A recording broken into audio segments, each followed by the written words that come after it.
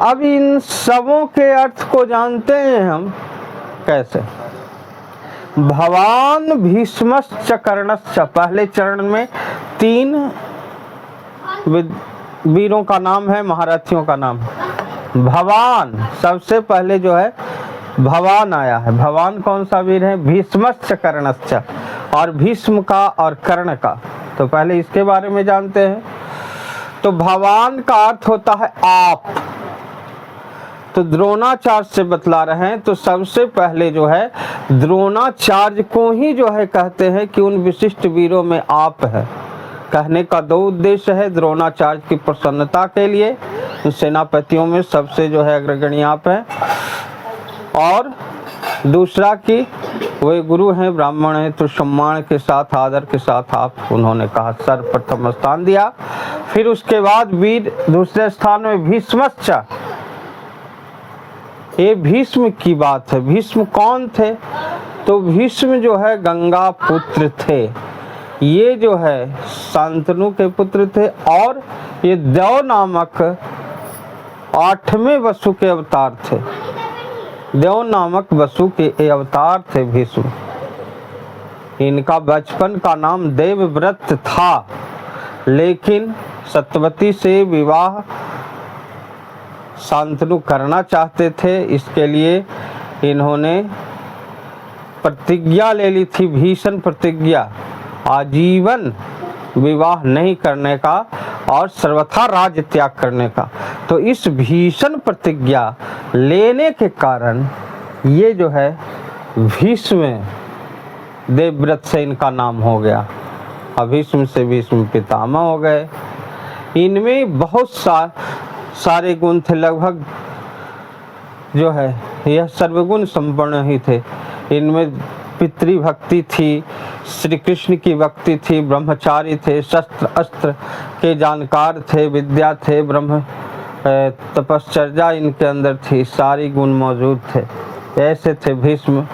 ये जो है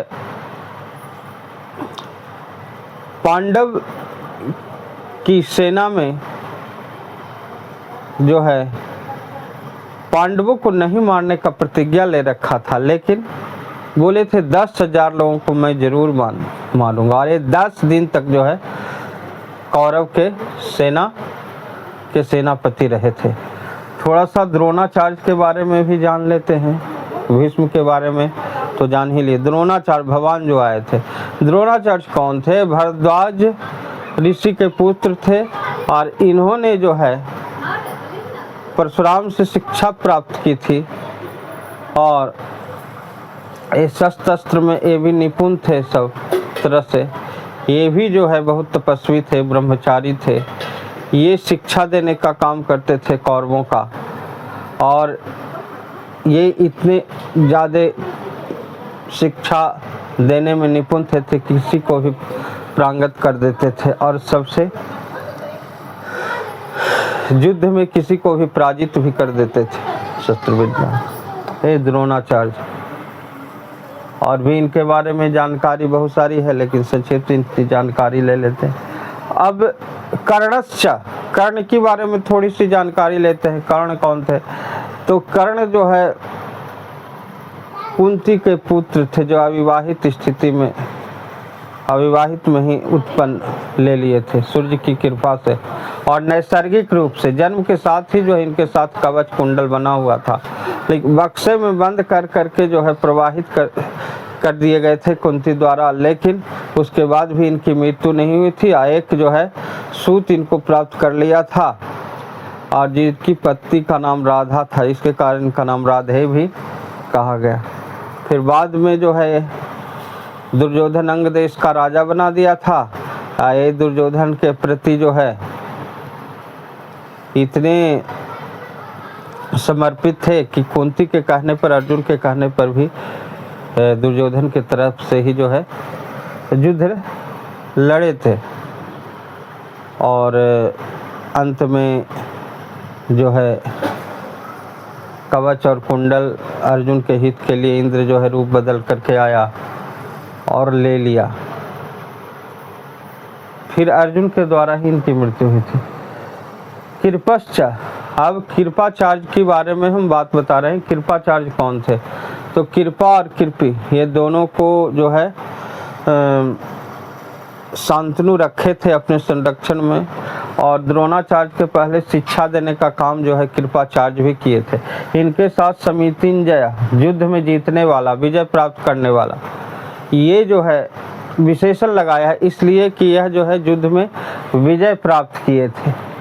सभी को मारे जाने पर भी ये परीक्षित को शिक्षा देने के लिए जो है बचे हुए थे, और परीक्षित की शिक्षा देने का काम इन्होंने ही किया था, कृपाचार्य ने ही। तो कृपाचार्य के भांति अश्वत्थामा विकर्णश्च, अश्वत्थामा कौन था? द्रोणाचार्य के पुत्र था। द्रोणाचार्य ये भी जो है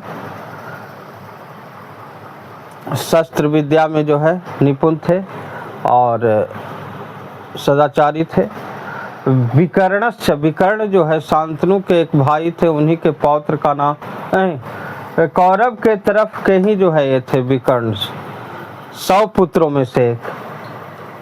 जब चीरहरण हुआ था तो न्याय हुआ कि अन्याय, दुर्योधन ये जब द्रौपदी ने यह प्रश्न की थी सभा में कि मैं हारी गई या जीती गई जुआ में, तो इसका उत्तर कोई नहीं दे रहा था, तो यह अन्याय हो रहा था, तो सभी चुप थे। तो उसी समय विकर्ण जो है खड़ा होकर के बोला था कि यह अन्याय है उत्तर नहीं देना कि यह जीती गई कि हारी गई।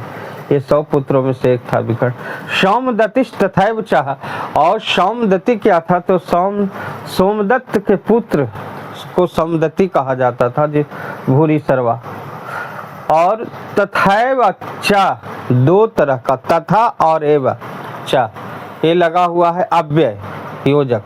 तो इससे क्या तात्पर्य? तथैव मतलब उनके समान ही, किनके समान ही? तो कृपाचार्य जो युद्ध में विजय करने वाले हैं, जो युद्ध को जीतने में माहिर है, युद्ध को, उन्हीं के समान भी अश्वत्थामा है, विकर्ण है और सौमदत्तिश भी हैं। इस तरह से तुलना किया गया। तो ये इसका जो है भावार्थ है।